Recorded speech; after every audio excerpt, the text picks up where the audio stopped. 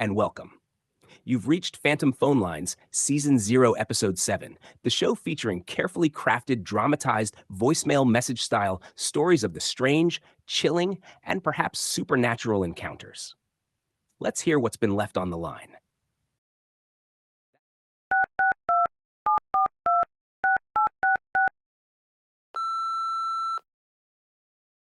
Yeah. Hi. I don't usually talk about this kind of thing. I'm a pretty straightforward guy. Business trips, numbers, meetings, flights, hotels, that's my life. Nothing mystical about it. But what happened a couple months ago on a work trip, it was different, and I can't just laugh it off anymore. So, let me start from the beginning. I checked into this hotel late one evening. One of those places that's not quite old, but not modern either.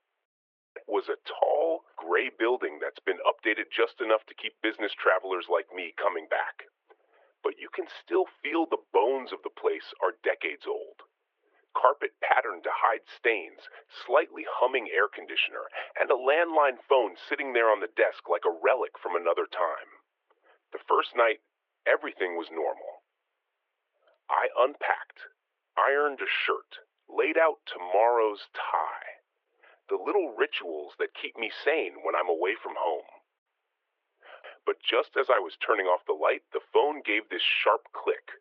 Not a ring, not even a dial tone. Just like someone had lifted the receiver and put it back down. I froze, stared at it. The little red light wasn't blinking. No message waiting. I told myself it was probably just the system resetting.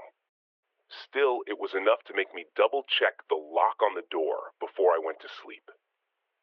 The second night, I had one of those restless sleeps that come with switching time zones. Around 2:30, I woke up because I swore I heard voices in the hallway. Two men, maybe, murmuring low. I sat up in bed, waiting for the sound of footsteps or the shuffle of luggage wheels. But when I pressed my eye to the peephole, nothing. Hall was empty. Too still. You know how, in hotels, even at night, there's usually some distant sound? A door slamming, an elevator ding. But after those voices cut off, it was like the whole floor went dead. My mind started spinning. Maybe the walls are thinner than they seem. Maybe it was the TV next door. Eventually, I went back to bed. The third night, I started noticing little things I couldn't explain away as easily. When I came back from a dinner meeting, the desk chair wasn't tucked under the desk the way I'd left it. It was angled slightly toward the bed. I almost convinced myself housekeeping had moved it. But when I called down later to request an iron, the clerk told me they hadn't serviced my room that day. That little fact stuck in my throat. I didn't push it, but I remember dragging that chair back under the desk and pushing it in hard, like I needed to prove to myself I was still in control of the room. Now, the real thing happened the fourth night. I'd gone to bed around 11, because my big client meeting wasn't until 10 the next morning, and I wanted to be sharp.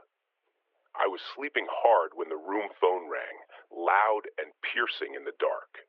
I scrambled, half tangled in the sheets, grabbed the receiver, and croaked out a hello. The voice on the other end was cheerful, polite, a man speaking in that polished front desk cadence. He said, "Good morning, sir. Just like you asked, your 4:13 wake-up call." I blinked at the digital clock on the desk. Sure enough, glowing in the dark, 4:13 a.m. My brain fumbled to catch up. I said, "What do you mean, wake-up call? I didn't order one." There was a pause, and then the clerk said, still polite but firm, "Sir, the request was logged under your room at 2 a.m. from your room phone." I sat there, staring at the phone in my hand, my mouth suddenly dry. I told him that was impossible, because I'd been asleep since 11. The clerk chuckled lightly, like he thought I was joking, and just said, "Well, I hope you have a pleasant morning, sir." Click. Call ended. I sat awake until dawn, staring at that phone. I hadn't touched it, not since check-in. And yet the system log apparently showed I'd picked it up, called down, and requested to be woken at a very specific, very odd time. The rational side of me went into overdrive. Maybe I'd gotten up in some half-sleep state and done it without memory. Maybe I was sleepwalking, though I've never done that before. Or maybe there was a glitch, some crosswire in the hotel's system, a call logged under the wrong room number. But the part of me that was still listening to the silence around that room, that part wasn't convinced. Because here's what I keep circling back to. The first night, the click on the phone, like someone testing the line. The second night, the voices outside the door that weren't there. The third night, the chair angled toward my bed, like something was watching. And then the fourth night, the phone ringing at exactly 4:13 a.m. with a wake-up call I never ordered, yet supposedly placed from that very phone while I slept. What unsettles me most is the specificity.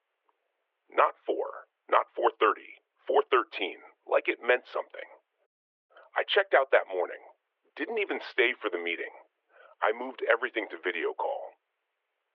Truth is, I just couldn't step back into that building once I walked out. And now, weeks later, I can't stop replaying it in my mind. The rational explanations only go so far before they sound like excuses. Because if I didn't order that call, and if no one else could have placed it without being in my room, then who or what wanted me awake at that exact minute? I've stayed in a dozen of hotels since then. Same carpet, same generic art on the walls, same landline phones sitting quietly on the desks. But every time I walk in now, I unplug the phone. First thing. Every time. Doesn't matter how silly it looks. Because sometimes I wonder, if I hadn't answered that call at 4:13, what would have happened instead?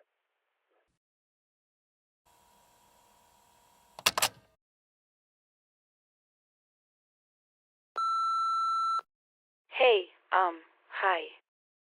I've been sitting on this for a while, and my cousin kept nagging me to call. Said maybe hearing it out loud would stop it from growing in my head. So, here goes. I grew up in the kind of place where half the houses still have clay pots by the door and the road out of town puffs dust in dry season. It's a small province. My Lola taught me lots of things: how to husk rice, how to braid my hair so it doesn't tangle in the wind, and 1,000 little warnings that made me roll my eyes when I was 15, and made me keep quiet when I was 30. One of those warnings was about whistling at night. Don't whistle at night, she'd say, pinching the end of my shirt the way grandmothers do. The road listens. She never used the word tikbalang outright at first. She'd make a face and say, the things that live at the edge of the banana groves.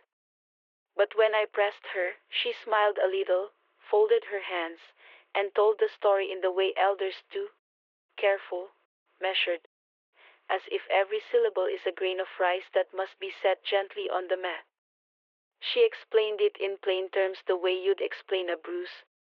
A tikbalang is a creature that can look like a man or a horse or something between. They're tricksters. They like paths that people use at dusk. If you whistle, it thinks you're singing back, and then it follows, and it confuses you. People get lost, or their clocks don't tell right, or their lives feel jumbled. She added that it's not necessarily evil in the way a person is evil, but it is restless and enormous and fond of mischief. I laughed at her. Everyone does, until something happens that the laugh doesn't push away. That night was ordinary enough. I'd been at a friend's place, studying for an exam. We finished late, like students do, with too much black coffee and a playlist of old songs on repeat. My head was full of grammar and verb forms, so I didn't think much about the road home. It's a path I've walked 100 times or more. The sky shouldn't have been anything special, no moon, just the soft bruise of starlight. but the air felt thick and sweet with the smell of ripening fruit. I was tired and lightheaded and started whistling, because when you're young and careless, you do things that make you feel braver than you are. Halfway down the lane, where the banana trees crowd close and the trunks make long, black columns, I stopped whistling. My phone was out of battery, so there was no little glow of comfort, only the dust and a shoestring scuff. That's when the sound behind me started, the gravel crunching underfoot. It was a steady, single file crunch, not the pattering of a dog, which stumbles and clacks. Not the clink of a bicycle, too slow, too measured. I stopped. The sound continued. I moved forward. So did the crunching, matching my steps, always three, then a pause, like a metronome set to follow. At first I told myself it was a stray dog, or maybe the neighbor's kid on a late errand, or a motorcycle with a tired clutch. I turned around and walked back a few paces, ready to catch someone in a prank. The motion of my own shoulders seemed exaggerated. There was no one on the lane. The banana leaves hung heavy and still. I, awkward, sheepish, because I'm the kind of person who tries to be reasonable, called out, "Hello." My voice sounded small in the night. The crunching slowed as if the thing behind me were listening, and then resumed when I stopped. Not a bark, not a laugh. No human voice.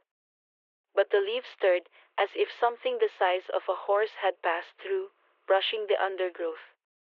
This is where the old story I'd forgotten came rushing back to my mind. In the corners of the lane, my grandmother's warnings were suddenly loud. Don't whistle, don't leave offerings in the path, don't step on a strange ring of mushrooms. I remembered her telling me that if the road seems wrong, you must turn your shirt inside out and recite a short prayer, or leave a small offering of rice at the base of a tree. Confuse it, she had said. Those things are proud, they don't like it when humans play tricks back. It was ridiculous, but in the half-light, instinct is quicker than logic. I did the first thing that crossed my mind. I turned my shirt inside out. I slipped my hand into my pocket, and my fingers closed on the small coin Lola always gave me for luck. I held it like a talisman and started walking again, slower. The crunching stuck close behind me. I tried not to look over my shoulder, but like a reflex I glanced. In the space between trunks I saw a shadow, too tall to be a dog, too narrow at the shoulder to be a man. For the fraction of a heartbeat I saw something that was not the silhouette of any animal I'd known, an awkward length of limb and the suggestion of a muzzle. The trees made a canvas of shadows. It could have been a trick. It could have been a bending banana front and my own eyes playing games. Either way, I started to pick up speed. My breath pulled tight. The sound kept time with me as if it were the echo of my fear. Up ahead, the road took the little bend that opens out onto the last cluster of houses before our street. I made for it the way you make for a lifeline, one foot in front of the other, never looking back, listening like the lane itself might whisper. The crunching faded only when I stepped into the light of a porch bulb, where a neighbor's dog barked and some radio played a country song like nothing had happened. I told myself then that it had been a dog, or a stray horse, maybe there had been an animal living wild in the groves. Or perhaps the sound had been a trick of a passing car. Sometimes a delivery truck rumbles down the back road and throws small stones that keep going until they find the next hollow. I slept badly, the kind of sleep edge with small, repeated dreams where I'm always just missing something. In the morning, I told my Lola. I expected her to laugh, but instead she listened, took my hand, and said, "You were careful. That is good." Then she explained, more plainly than she had when I was a child, about the tikbalang. She told me people who have to move cattle would sometimes find ropes eaten clean, or gates opened, and they'd say a tikbalang had passed. They don't always mean harm, she said. They are like a wind that remembers things. But when you hurry across their path, or you sing, they sometimes follow. They like to make stories. Her calm made me feel braver. She brewed ginger tea and told me to leave the coin by the lane the next evening, not as a bribe, she said, but as a note of respect. A little rice, she said, and an offering of light. The old things like light.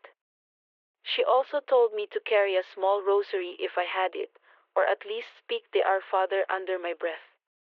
Again, practical things wrapped in prayer. That night, armed with a tiny lantern and the coin in my palm, I walked past the banana trees again. I did not whistle. I walked directly in the road and not under the overhanging branches. I felt the hairs along my arms lift when a breeze passed, and for a moment a shadow detached itself from the brush and walked along the other side of the lane.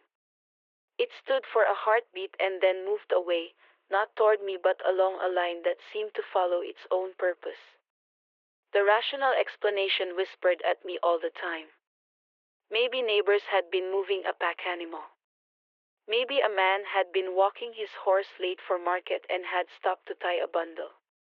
Maybe a timber truck had shaken loose a rope and the sound of flipping gravel was caught in the hollows. The reason part of my brain notes that in the dark, a lot of shapes cohere into meaning. It is an expert liar in a way, it builds a castle from a handful of grain and calls it home. But there is another part. 3 days after the first night I found fresh animal prints at the edge of our lane where nothing had trod before. They were set too far apart for a dog, too shallow for a full draft horse, like the handprint of a foot that could have belonged either to man or beast. My neighbors swore they'd never seen such tracks. An old man at the sorry store only shrugged and said, "Leave it be. They come and go. Better that they don't trouble you." The months that followed leaned toward the ordinary. Life is stubbornly practical. I studied, I worked, I paid the bills and bought groceries. I learned to treat the lane with a little more courtesy. Don't leave used clothes to dry too close to the path at night. Don't sing loud after dusk. And if you must pass, step a little to the left and say a small good evening. I laughed about it in town with friends, and they laughed back, the kind of polite laugh that keeps us from being foolish in public. But every now and then I feel it, walking home late with a small lamp, the air still, my hand absently tucked in my pocket. A sound like distant hoofs. A movement in the banana leaves. My chest tightens and I do the small things Lola taught me. Turn my shirt inside out if I'm tempted to whistle for some silly reason, and cross myself with the rosary because it's a habit that steadies more than it saves. A year later, a woman from a neighboring village visited our lane and, seeing my shoes, tied a tiny strip of red cloth to my back. For safe walking, she told me, only half joking. Superstition clings like lichen. It's practical and absurd in equal measure. The world seems bigger for it, and smaller in the same breath. So that's my story. Did the tikbalang follow me that night because I whistled? Maybe. Maybe my mind collected the sounds of wind in the banana leaves and a stray dog and assembled it into a single, explainable fear. Maybe a farmer's loose horse had walked the lane and I only noticed because I was tired and my senses were raw. Equally possible. But the part one can't shrug off is how certain the sound felt, and how the lane seemed to hold its breath in that one thin moment. Whether it was a creature from folklore or something altogether ordinary, I learned something useful.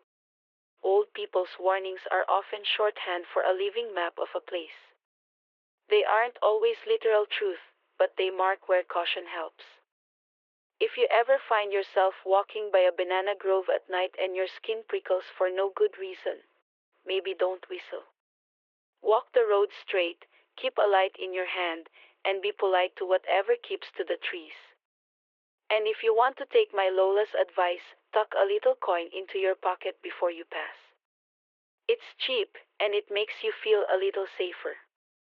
That might be the only useful thing about superstition. It gives you something to do with your fear. Thanks for listening.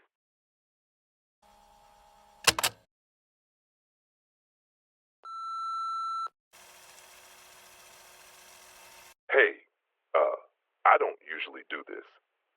Call up talk shows, I mean. But I've been stewing on this for a minute and figured maybe saying it out loud would make me less nervous. So, bear with me. Where I'm from, down here, radio used to be like a neighbor. Folks woke up to it, kids fell asleep to it, and more than once it brought news that mattered. Storm warnings, school closures, the preacher on Sunday morning. There used to be this AM station on the low end of the dial that everybody kept a spot for. Old men at the diner, women hanging laundry. Even the kids could tell when the weather reading started by the way the light would change out on the porches. It was steady. It was a thing you trusted. That station's been quiet a long while. Tower came down, transmitter fried, or so the story goes. The building? Folks turned it into storage, then they left that too. You pass by the lot now, and it's just concrete with weeds poking through. People talk about it like a story in a family album. Remember when this place used to? You know how it is. So I ain't been expecting to hear that voice again. Not like that. I was driving home one night after an extra shift. The kind of late where the highway sounds different, like the world's been paused so you can hear every little thing. I keep an old radio in my truck. AM mostly because there's something about that fuzz that keeps me awake. Helps me think too. I was scrolling through static, nodding off now and then, when I cut the wheel so quick I probably scared myself. There it was, a voice, faint, steady, woman's voice, calm, reading weather. Now, I done heard radio voices my whole life, but this wasn't like any station I'd pick up around here. She was reading advisories about low-lying places, about water rising near the tannery, about a bridge that used to be part of the old road. Thing is, there ain't no tannery. Used to be one, sure, generations back, but it's gone now. The voice gave those street hints like they were current, like time hadn't moved on. I chalked it up to some far-off station being bounced to my dial. You hear about that. I figured maybe the signal had been picked up from somewhere else and was just hopscotching across the sky and landing in my truck. But the next night, same spot, same time, same voice, same words. I even caught myself hitting record on my phone because I like proof, in case I was losing my mind. Played it back later and it's strange. Her voice is plain, no music, no commercials. But under it, if you listen close when you got your headphones, there's this low hum, like a big fan or an old engine turning over. It's steady, real soft, but there. I told my cousin about it. He's into that ham radio stuff and likes tinkering with scanners. Said it could be atmospheric skip, or some stray signal bouncing in the ionosphere. He used a fancy word, propagation. Said it's how signals jump long distances sometimes. That made sense. Sound travels funny in the night, especially here with our heat and humidity. But then he got quiet and said, "Man, that voice sounds like it's reading from an old emergency loop." He said old loop tapes used to be put on a reel and replayed in storms. His theory was some old tape got caught up in someone's archive and is still playing in a loop somewhere. I liked that idea because it made sense. And sense feels safe. Still, there's another side to it. The older folks around here, they talk different about the air. They say the air remembers. Not in a mystical way always, just in the way a porch remembers the shape of the people who sat in it. But once or twice, I heard someone whisper that sometimes the past don't know it's past. That stuck with me. There was a time I tried to go out to the old lot to see if I could find somebody running a transmitter in secret. It's a 15-minute drive out of town, over a back road most folks don't use. The slab where the station stood still there, cracked and sunburned. People use it to dump out mattresses and scrap metal now. I parked off the side and stepped out. Night smelled like hot metal and grass. When I pulled up, I could just hear it. Not clear words at first, just a thread of that tone, like humming coming through the radio in my truck. Could only hear it if you're parked in the right spot. The air carries that hum like it belongs there. I threw it in park and walked the perimeter, looking through holes in the chain link where someone cut and squeezed back in. Old control rooms, panes busted, wires hanging like vines. The inside looked like it had been slept in and left. Coffee cups still ringed on a desk maybe, but covered in dust, like somebody walked away and never came back to finish. When I hopped back into the driver's seat and turned the key over, well, that's when the voice broke through on my radio, still muffled, but clearer than it had been earlier. This time, it wasn't a weather reading. It was words I couldn't quite make out at first, but it had the cadence of someone talking into a microphone, steady, measured. I sat there so long my knees started to cramp. I glanced back over toward the ruined building, looked for servers, for a rig, for anything that might explain how sound could be coming from that slab. There wasn't anything obvious. No generator lights, no headlights. Just the hum and the same calm voice drifting like smoke. When I drove back toward town, I could still hear the humming through my truck's speakers. It was almost like the thing followed me. Not loud, more like a shadow at the edge of hearing. And here's a part that'll sound nuts. Every time I crossed under a street light, the static would bump a little. Like the light flickers and the hiss does too, like they're dancing together. My cousin, who knows his radios, laughed it off when I told him, said maybe it was the electrical feed or interference from transformers. That's plausible. I want to believe that. Couple nights after, I woke up because my kitchen radio was on. I don't know how it flipped on. I'm an old school guy. I unplug radios when I leave the house. But there it was, cold blue display, the dial at that low, low end. Her voice was there plain as day. This time she said something about my road. Stay clear near the old bridge, she said. Water rising along the low stretch. Then the thunder cracked outside the window. I grabbed my phone. The radar on there was clean. No storms anywhere near. I stood there listening to the radio until the dawn, waiting for the sky to break. It never did. The street stayed dry. Listen, I'm not saying the station's some kind of ghost. I'm not out here saying gotta pour holy water on every transistor. But certain things don't sit right. I put the radio on the porch for a while, just to hear what it would pick up in the open air. Sometimes there's nothing but dead hiss. Sometimes the voice comes through, smooth as butter, like it don't care that the world turned its back on wherever it came from. Neighbors? Folks around here will tell you the conventional lines. It's a prank. It's stray propagation. It's your mind, man. You've been working too much. And I hear them. I go along with them in the daytime.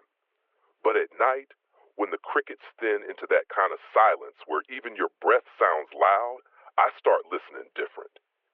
My aunt says the old radios used to pick up calls from far away, spirits talking on the backbone of a static signal. She don't say it like she believes in ghosts. She says it like you say a fire used to burn at the mill. Old women talk a certain way about the past, like it's still setting at the table. I tried to get scientific on it for my own peace. I took that recording to a buddy of a buddy. He fixes old radios as a sort of hobby. He ran it through a program, looked at the waveforms, told me there's an odd low-frequency hump under the voice, like a machine running. He said maybe an old belt drive or fan still ticks in a loop if some equipment got powered by a battery or solar rig. Could be. He didn't laugh or call me crazy. He just shook his head like the problem belonged to him and to the machine both. There's another thing I can't shake. Once the woman's voice said, plain as a neighbor calling out, "Keep your lights on." Not a command, more like a plea. That set my skin up like goose flesh. I thought maybe she was reading a template, an archive script meant to warn people during storms. Maybe. Maybe she was just on loop, saying what she was cooked to say. But when you hear a voice telling you something aimed right at where you live, it feels different. It feels like the past reaching your front step and knocking. So I unplugged the radio, moved it to the attic. told myself that was enough. Some nights I sleep good. Other nights I wake up before dawn, mind ticking, ear listening for a hiss I don't want to find. I don't want to be the kind of man who gets trapped between two explanations, science and story. But neither one feels complete. Here's the thing I keep coming back to. Towns like mine were built on schedules, on whistles and bells and sirens. That whistle set people straight. When it stopped, something else started to holler in its place. Maybe the airs just carry an old broadcast like echoes off a canyon. Maybe a busted tape found a way to play forever. Maybe the night's magnet pulls signals weird. Or maybe the past got tired of being silent and decided to speak through whatever was left. I'm tired of jumping at the hiss. I'm tired of driving out to an empty slab to find dust and echoes. But I keep a little recorder now, more for proof than anything else. And every so often I plug it in, press record, and let the radio run. I don't know why. Hope, maybe, or curiosity, or the same foolishness that makes us sit on porches and watch the world go by. If you got something else on this show about stray stations or tapes that don't die, I'd like to hear it. Maybe there's a reason. Maybe there ain't. For now, I sleep with a lamp on in the kitchen. Not because I think a ghost's coming in exactly, but because the night don't feel like just mine anymore. Like someone else is holding on to the mic. And if they want to keep talking, I'm going to listen. Maybe that's how you keep company with the past without letting it move in. Anyway, sorry for rambling and thanks for listening.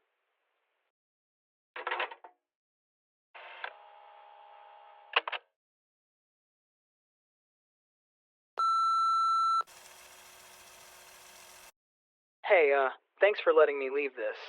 I've been sitting on whether or not to call, because I don't even know how to explain it without sounding, I don't know, paranoid or like I'm reaching for meaning that just isn't there. But, well, I figured talking to strangers might be better than letting it reverberate in my own skull all the time. So, here's the thing.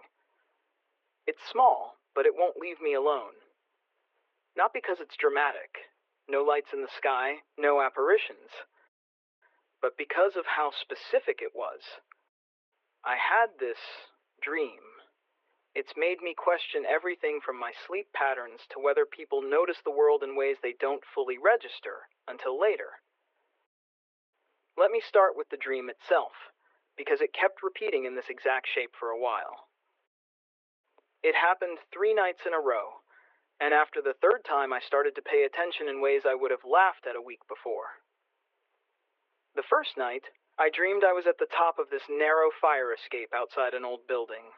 Thin metal steps, a lattice of black painted iron that had lost most of its paint. It was night in the dream, and the street below was this soft blur of damp lights like someone had smeared oil over the scene. The metal under my boots groaned and sang in this high, worried whine. Every step made a tiny ringing noise like a cracked bell. In the dream, each stair felt brittle, like if I put the wrong weight on any one step, the whole thing would peel away from the wall. Second night, same staircase, only I was halfway down the stairs now. The dream added detail. My breath fogged in front of my face like someone had switched the temperature to winter, and there was this smell, old rain, road grit, and the tang of worn metal. I looked over my shoulder, and like a horrible trick of perspective, I could see my own flat window and my sleeping shape behind it. The stair shuddered just the tiniest fraction, and I woke up with my heart racing. The third night was worse in a way. It felt purposeful. I was further down the stairs now, and with each step, the stairs under my feet felt weaker and weaker.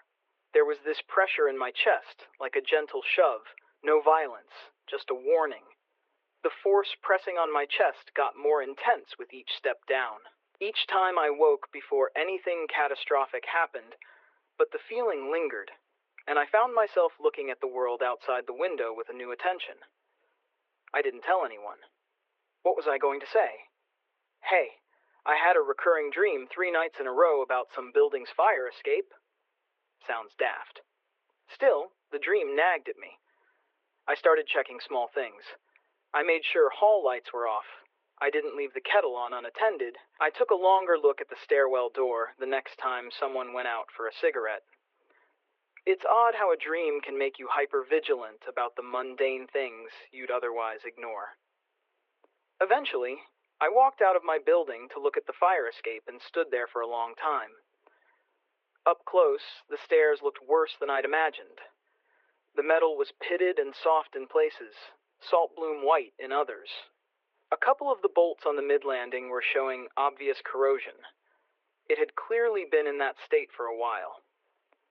I tapped the bottom step with one finger, and it gave a soft, unhappy tone, enough to convince me to step back.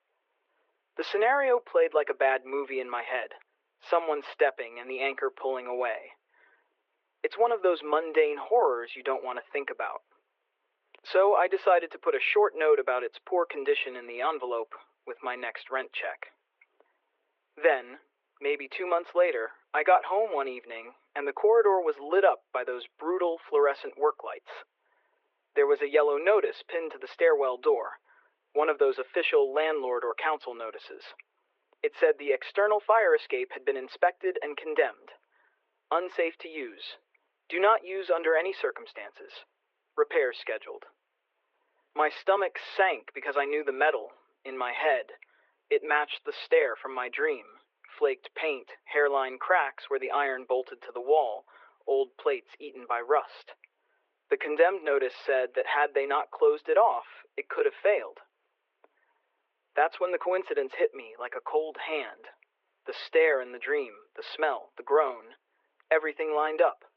And suddenly I was asking myself, was that dream simply my brain assembling bits of information I'd glimpsed subconsciously? Rust here, a wobbly landing there, and knitting them into a nightmare? Or had the dream been something else entirely? A kind of internal alarm that I don't usually trust, but apparently needed to listen to this time. Over the next days I asked questions. I talked to my neighbors. That's where it got more complicated. People respond differently. Some shrugged and said the building was old. Others were annoyed about maintenance. An older neighbor who'd lived in the building for decades told me he'd been complaining about the stairs to previous landlords. He'd noticed they'd been getting thin in places, the bolts not sitting flush with the wall. A younger couple said they'd seen water running down the facade by the stair after a January storm and assumed it was a blocked gutter causing corrosion. The handyman from 2 doors down showed me pictures on his phone, close-ups of the mounting plates where the stair bolted into the wall, and yeah, those bolts were literally being eaten through. There were tiny hairline fractures. The inspector's note used the phrase metal fatigue and compromised integrity. That seemed like the whole story, salt and rain and age and deferred maintenance. Physically, it made sense. And yet, knowing the mechanics didn't make the coincidence any less unsettling. I did some reading about dreams and precognition because curiosity is a dangerous game. The literature is mixed. Some studies suggest people occasionally have dreams that later seem to line up with future events, but the methodology is fragile and anecdotes are slippery. Psychology talks about pattern detection and memory reconstruction. If you have a dream and something similar happens later, your memory of the dream becomes more detailed and precise in hindsight. It's hard not to feel a tad silly admitting that a dream might have been anything more than anxiety with a good imagination. The human brain is astonishingly good at telling itself stories in ways that make it believe they are warnings. I tried to be rational about the dream after that. I could see a few possible non-mystical explanations lined up. One, I'd walked past that stairway 1,000 times and filed the rusty detail in the back of my head without meaning to. My brain would have been ripe to use that half-remembered image while I slept to spin a narrative. 2, stress. I'd been under the sort of low-grade anxiety that piles up. Work deadlines, money worries, the usual life pressure, and stress makes our dreams do weird safety rehearsals. The mind rehearses peril to rehearse solutions. Maybe that's what happened? Maybe my brain rehearsed a danger it had seen, gave it texture, and the rehearsal repeated until it felt like instruction. Maybe. On the other hand, I can't shake the physical sensation the dream left behind. The pressure in the chest on the last night. The wakefulness. There was an almost tactile nudging there. After the stare was labeled condemned, I caught myself saying quietly, "Thanks," out loud to no one in particular. Not because I believed in supernatural guardians, but because human beings are pattern-seeking, and sometimes those patterns feel like lifelines. Maybe I'd been ready to take a risk I wouldn't have paused at otherwise. Maybe I'd have been careless about using an old escape route without checking the notice. Maybe the dream made me stop and look, and that small act of caution is the only thing that saved someone from an accident. It's humbling, and a little unnerving to think that. What's weird is how the dream changed the way I move through the world.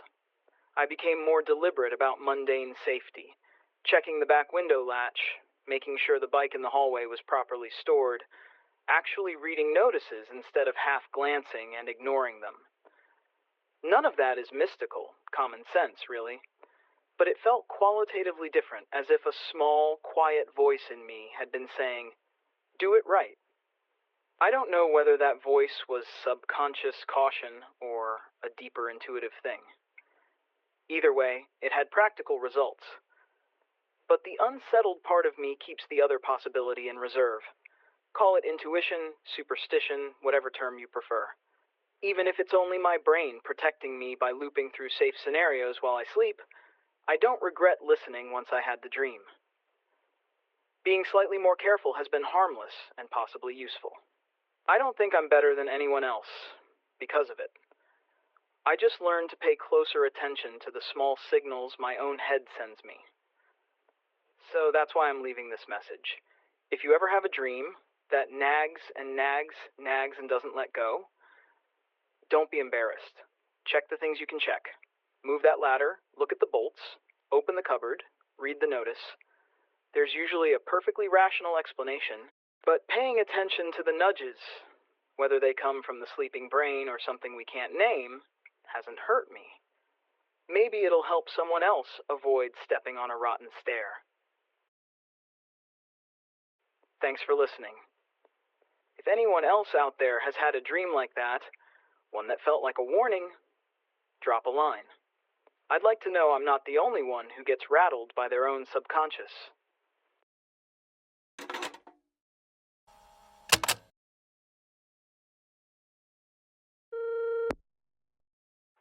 Hi, yeah, I'm not sure if this really counts as a ghost story or some echo in time, but I figured I'd call in anyway. Maybe someone out there can make sense of it for me. So, I grew up in this small city. It used to be a real place, not just a dot on a map. My mom said it was once busy, bright, and loud, back when the factory still ran. Everybody's dad or uncle or neighbor worked there. It wasn't fancy, but it kept the lights on for half the town.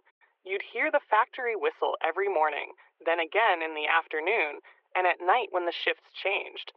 Even if you didn't work there, it kind of marked the rhythm of the day. People set their watches by it. By the time I was born, though, that time was already over. The factory shut down when my mom was still in high school. Some kind of overseas relocation or something, she said. Half the stores downtown closed not long after. The diner, the shoe repair, all gone. There's still a few places still hanging on. Grocery store, the little movie theater with the blinking sign. But mostly it's just the people who couldn't leave and the ones who came back because they had nowhere else to go. I never thought much about the factory itself. It just sat there, this hulking thing at the edge of town. Windows busted, walls streaked with rust, weeds coming up through the cracks in the asphalt. But when I was little, I used to ride my bike down there sometimes. The whole block would feel colder, even in summer, like the sun didn't bother shining there anymore. And I remember once or twice hearing what I thought was that whistle, real faint, carried on the wind. My mom told me it was probably just a train or the wind through the silos, but it didn't sound like either. Anyway, that was years ago. I moved away for college, got an apartment in another city. Didn't think about home much until my mom got sick last winter. So I came back. Temporarily, I thought. I'm still here, actually. She passed a few months ago, and I'm trying to sort through her house, figure out what to do next. The first night I stayed here, I was lying awake in my old room, staring at the ceiling, listening to that awful quiet that towns like this have. No cars, no sirens, no nightlife, just the occasional dog bark echoing for blocks. And then right around 6 in the morning, I heard it. The whistle, clear as day. It wasn't loud, like it was far away, but it was unmistakable. Long, steady, rising, just like my mom used to describe it when she talked about the factory running. I even looked at my phone to check the time, and it was exactly 6. I almost laughed. I thought maybe someone was playing a recording or something. Or maybe it was one of those phantom sounds people talk about, like when your brain fills in something that used to be there. You know, memory echo or something. But then the next morning it happened again. 6 sharp, then again in the afternoon around 3. Always the same note, always distant but distinct. I went outside once, thinking maybe some kids were messing around down by the old lot, but there was nobody. The air just had this heavy stillness to it, like the kind that comes before a storm, only it never rains.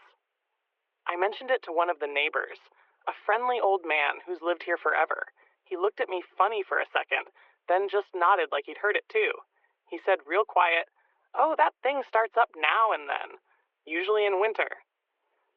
Then he kind of changed the subject. I tried to let it go. I really did.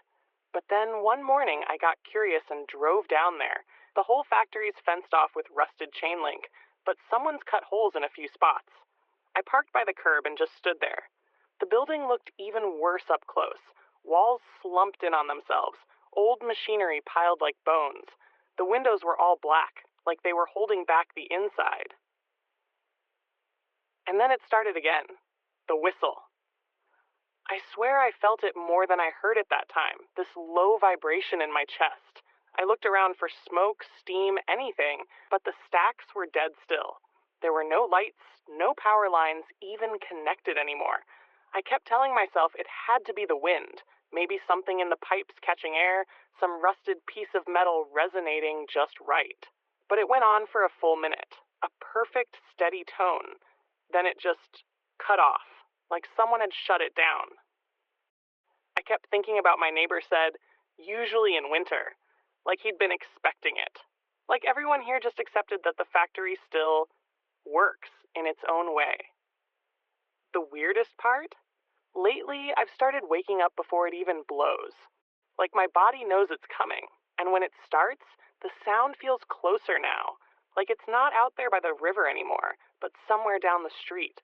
Once or twice, I thought I saw a light flicker in that direction, like a welding spark. Just a flash, then gone. Last night, I couldn't take it anymore. I drove out again, thinking I'd prove to myself it was nothing. But when I got there, it was silent. Totally silent. So I parked and sat for a while, windows down, and just as I was about to leave, I heard it start up again. But this time, it wasn't distant. It was right there, like it was coming from inside one of the open loading bays. The tone was so loud it rattled the car windows. I don't even remember putting the car in gear. I just drove home. I haven't gone back since, but I keep hearing it. Not every morning or every afternoon, but often enough. Sometimes it sounds farther away, sometimes closer. Sometimes I think it's behind the house. Once, I thought I heard the echo of machinery too, just faintly under the whistle, like gears turning, conveyor belts squealing, and it makes no sense because there's nothing left in there to run. I know it's probably nothing.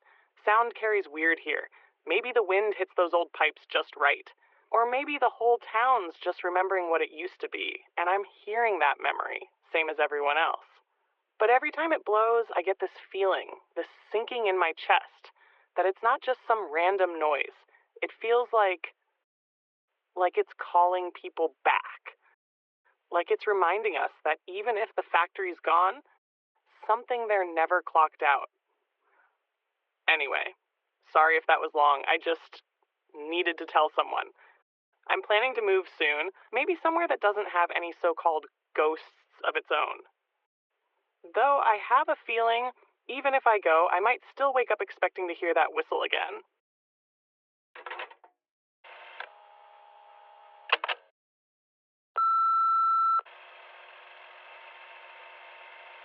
My mate said this was the show where folks ring in with, strange stories, ghosts, weird noises, things that don't add up.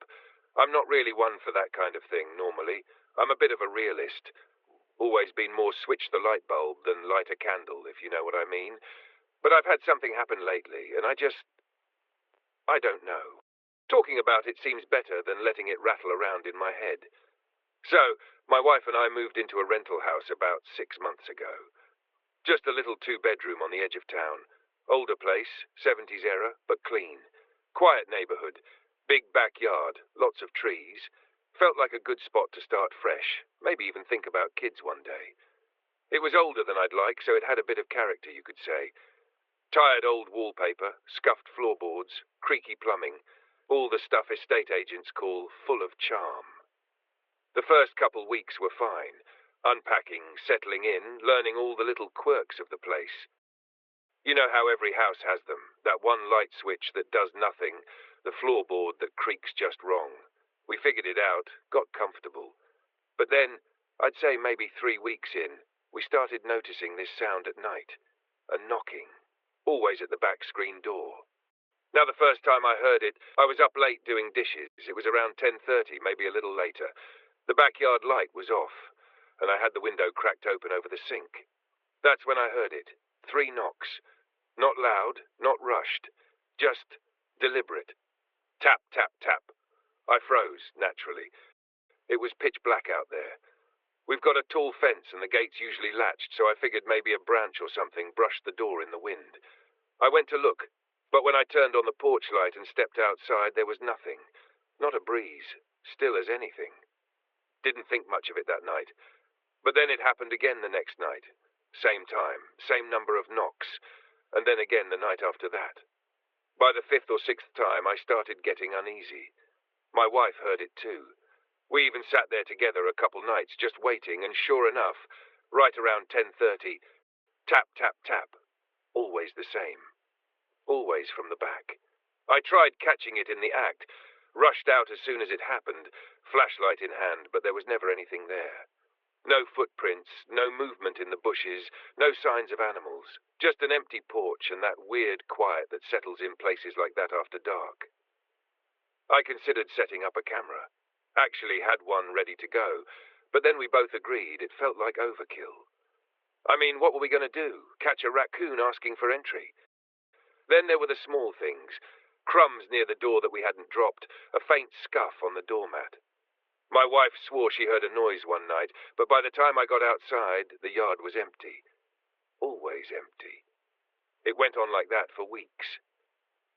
Now, one afternoon, I was trimming the hedge out front when our next-door neighbor, friendly older guy, wandered over for a chat. We were talking about gutters or something when he looked toward our backyard and said, "You seen the little orange cat yet?"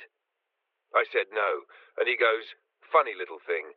Belonged to the couple who used to rent your place. Benny, I think they called him. He ran off a couple months before they moved, just bolted one night and never came back." That got my attention. I asked if he thought the cat was still around.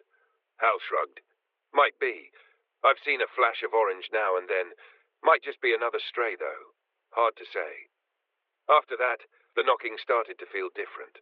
Less spooky. More like, maybe it was Benny. Maybe he came back, expecting food or a familiar hand. We started leaving out a bit of kibble and water near the back door. Nothing too fancy. But every morning the bowl would be nudged a little or the food gone. No prints, no signs of digging. Just the suggestion that something small and quiet had passed through. One night, I swear I caught a glimpse of a small shape darting off the porch when I flipped on the light, low to the ground, ginger-colored, quick. That should have been the end of it, right? A lost pet returning, no big deal. But here's the part that keeps me thinking. About a week after all that, I ran into Hal again while putting out the bins. I told him about the food and the knocking and how we figured it was Benny. He gave me this odd look, not worried, not mocking, just off. Then he says, "That's strange. Benny's been with me." I blinked. "What do you mean?" "I found him about a month ago, scraggly but alive. Took him in, got him chipped, fed, cleaned up, even took him to the vet yesterday for a checkup." I didn't know what to say. I asked him again. "Yesterday?" He nodded. "Yeah, he's in my house right now." That was hard to swallow. Because the night before, the very night before, we'd heard the knocking again. Same time, same number of taps. I even opened the door and swore I saw the same small shape vanish down the stairs. But if Benny had been at the vet that day? Well, like I said, I'm not superstitious. I don't believe in ghosts or spirits. But some part of me can't quite shake the thought that maybe it wasn't just a hungry cat. Maybe it was a habit, a memory. Or maybe just a very clever raccoon that knew the exact same knock as a missing pet. We haven't heard the knocking in weeks now. Sometimes I miss it. Sometimes I wonder if whatever was out there moved on, or finally got what it needed. Anyway, thanks for listening. Maybe it's nothing. But maybe it's not.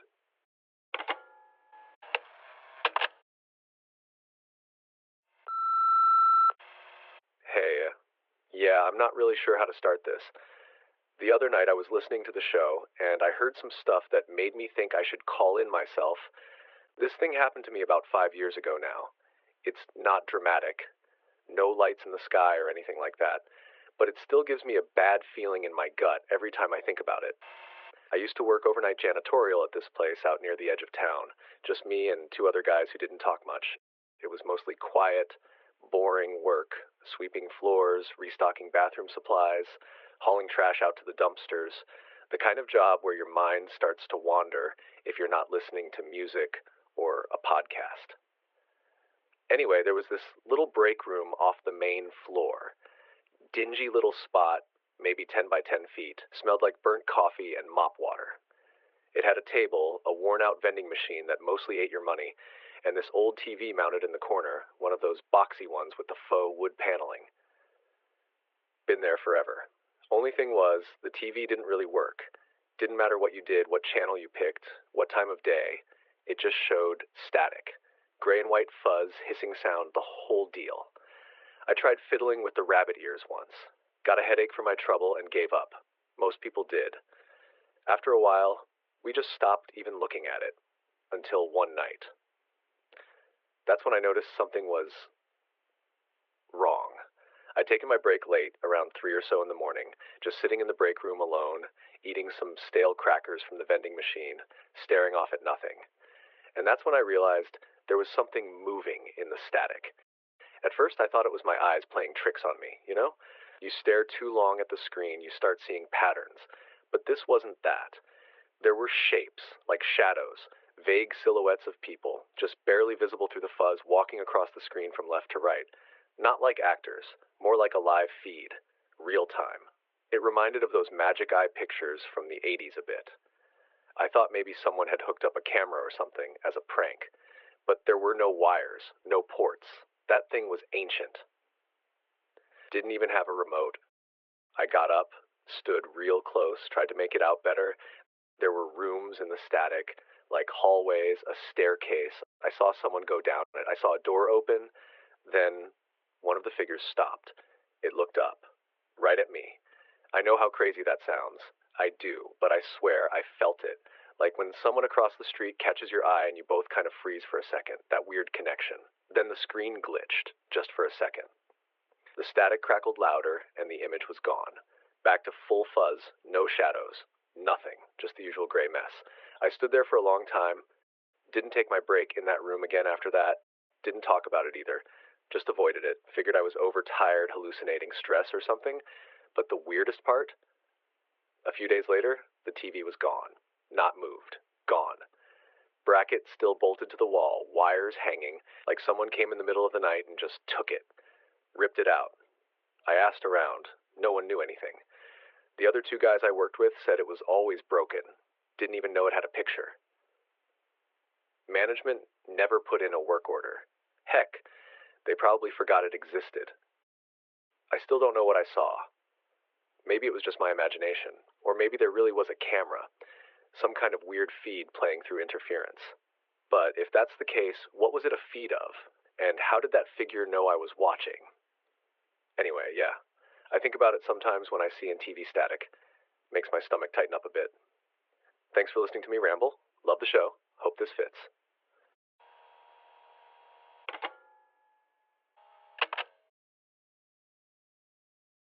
That's it for this episode of Phantom Phone Line. This episode is part of Season 0, featuring crafted tales inspired by folklore, urban legends, classic ghost stories, and the paranormal. If you enjoyed tonight's tales, don't forget to subscribe to Phantom Phone Line and be sure to share this with a friend who loves the unusual and unexplained. If you want to catch up on previous episodes, check our website at www.phantomphoneline.com for links and more information. We've reached the end of the line for now, but remember to stay tuned and keep listening for the next one, here on Phantom Phone Line. Any views and opinions expressed are those of the individuals involved and do not necessarily reflect those of the show's producers, affiliates, or sponsors. This content is intended for entertainment and informational purposes only and is not a substitute for professional advice or services of any kind. Viewers and listeners should exercise caution, seek professional advice if needed, and are encouraged to draw their own conclusions. Viewer and listener discretion is advised. Some content may be disturbing, sensitive, or triggering to certain audiences. Any resemblance to actual persons, living or dead, or to real events or locations is purely coincidental.